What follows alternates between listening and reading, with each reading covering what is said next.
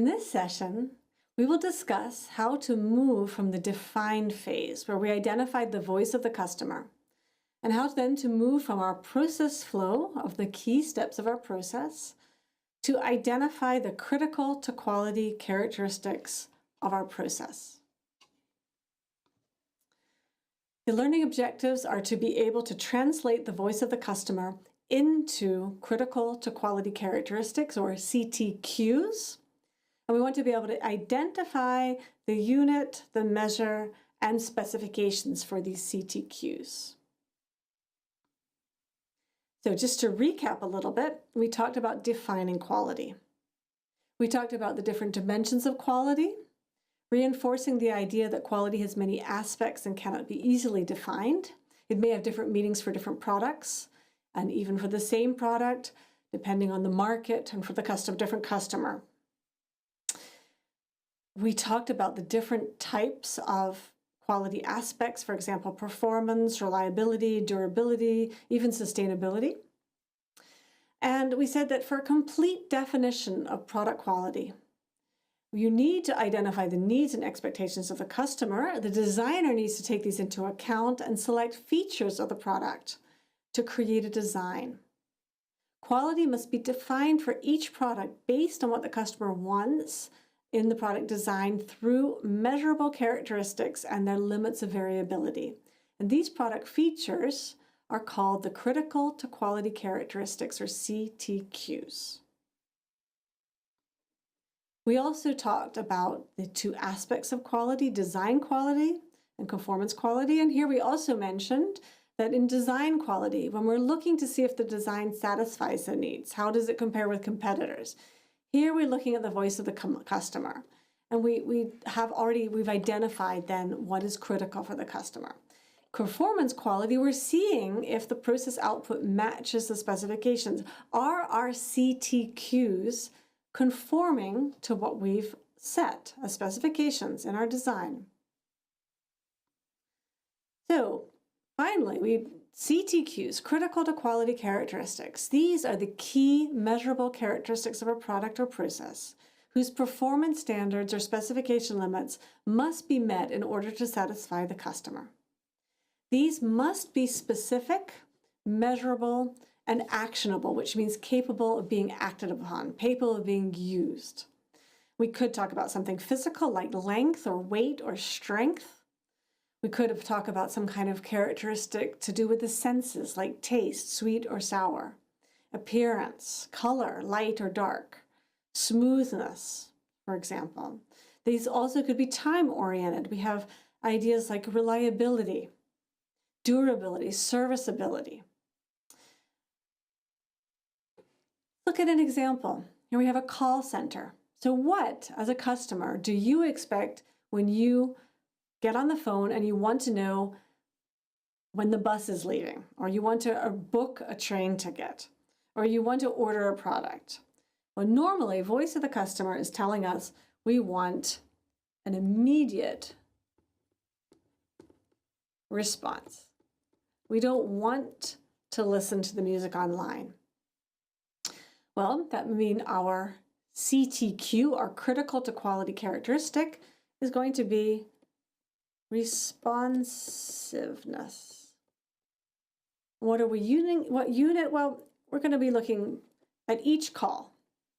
And what's our measure? Well, how about put the time on hold, time that we have to wait. And normally this would be measured in call centers in seconds. And what do we want as a specification? Well, here, this depends. And we have an example in a minute. Specifications. It can be the voice of the customer, immediate.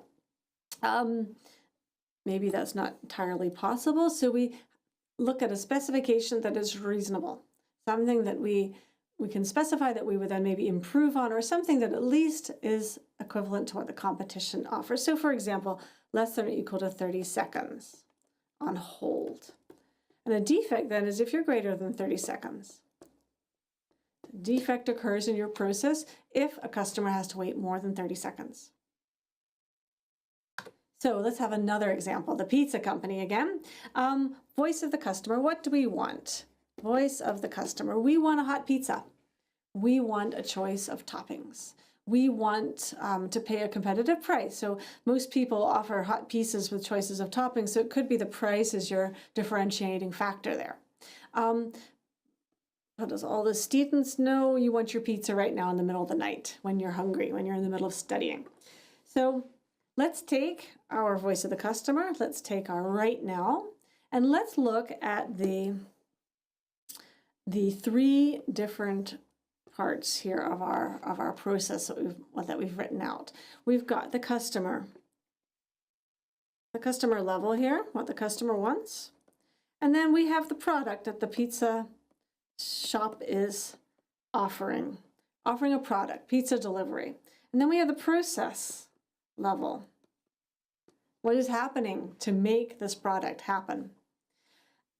On the customer level, we see three measurable, actionable, critical to quality parameters.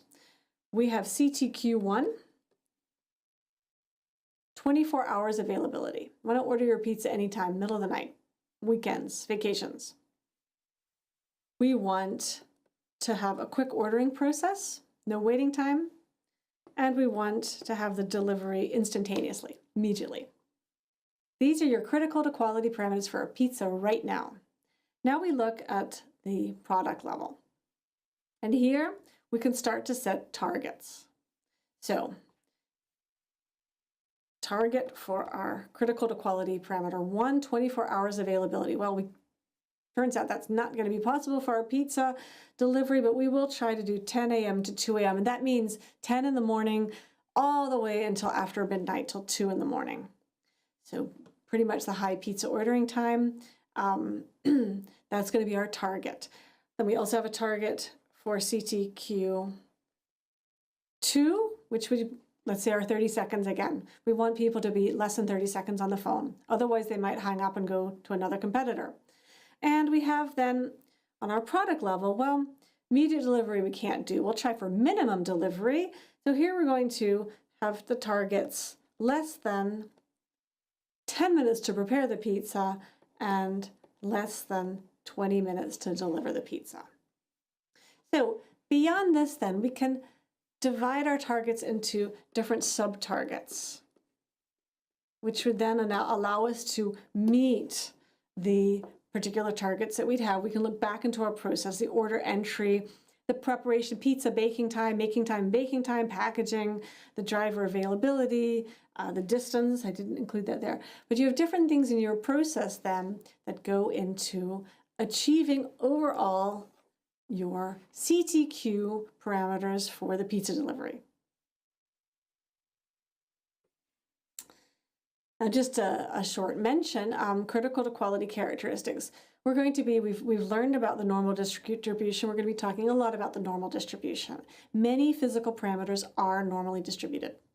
For example, this is the defect picture. You're depositing these lines here. These widths normally follow a normal distribution. Thicknesses, film thicknesses, for example, lengths, weights. Other parameters are not. Waiting times are a typical example. Call centers, post office, treatment times at the doctor, leakage currents, oxide breakdowns, and type of lifetime data, or, for example, events that occur very rarely. For example, when you need spare parts or you have some kind of accidents. These are described by different types of distribution functions. We have like oxide breakdown was the Weibull function, exponential, used a lot for arrival times, inter-arrival times for customers, for example. And these you can identify either because you are very familiar with these processes and you know that they follow these types of distributions, or you can look at the data, see if your histogram is skewed, see if you have some kind of natural process limit that's often zero, that doesn't ever go below zero, for example, or some kind of time dependence. And yes, we're focusing a lot on the normal distribution. Some of our statistical techniques, it won't matter. Depending on what process you have, you can still use the techniques that we go over. And for others that do require normal distribution, you can do some kind of data transformation and then transform the data into a normal distribution. We have another example here of the critical to quality characteristics from candles, just as another side of things. In this particular example, we're looking at the quality mark for candles. This is an award given by the European Candle Association, which is awarded to members if their candles fulfill all requirements, including high quality raw materials, the dimensions, the weight, the color, and if they burn perfectly. So for example, a bright calm flame, ideal wick curvature, which is actually what you see here. No sooting, this is bad.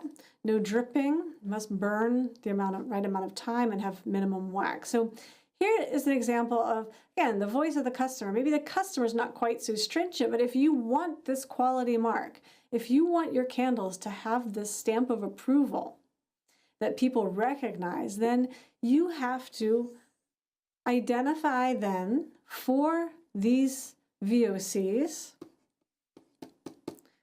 you have to identify the critical to quality parameters that go into that. You have to look at how they're distributed, how you would measure them. And in this particular example, of course, when you have a candle, if you burn it, it's not there anymore, it's destructive.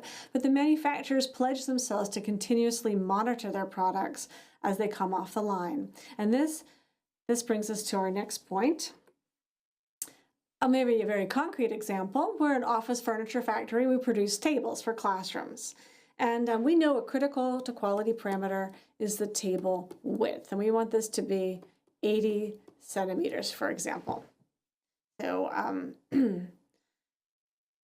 we know they'll never be exactly 80 centimeters, but we want to make sure that they look identical to our customers. So we've got our CTQ, one of many probably, and we want to make sure that we now define the specifications for the table is our unit, we have the CTQ as the width, we have a specification so that our customers will accept our products. And we will have variability. Some may even be too wide or too short. We have to scrap them and throw them out. And we want to, of course, minimize that. And since width is normally distributed, we could estimate based on our normal distribution of our table widths, we could estimate how many of our tables fall outside of our specifications. How many would we have to throw out? So we produce lots of tables. We produce every day thousands of tables. How do we proceed here? So when we are designing, producing, and delivering products to satisfy customer needs, so here our table, we're going to take advantage of a few statistical tools. So when we have large quantities and we want to see whether our entire population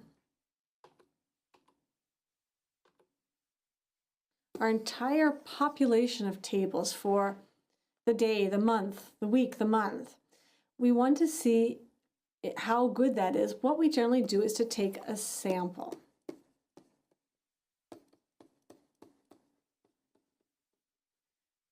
And what we do is we verify if our sample meets the requirements for our CTQ. And then we will project the quality of the entire population based on the quality observed in the sample. And if variability exists, just checking one unit will not be enough. So then that brings us to the question, how many tables do we need to measure? How big should our sample should be? What is the relationship to what we measure in the sample and the quality of the population? If the sample contains 10% defectives, does that mean the population contains 10% defectives? And the answer there is no. How can we use our sample to estimate the amount of defectives in a population? And the science of statistics provides these answers. It provides means of describing and quantifying the variability in a population and offers methods for estimating population quantity from sample quantity in the presence of variability. So we have specific methods that we're going to see. For example, control charts, and it's not working here, control charts, sampling plans, designed experiments, and regression analysis that we're going to see. They're used throughout the DMAIC process, and we're going to be revisiting these as we move through the DMAIC cycle, using all of these to control, to measure, to improve our critical to quality characteristics.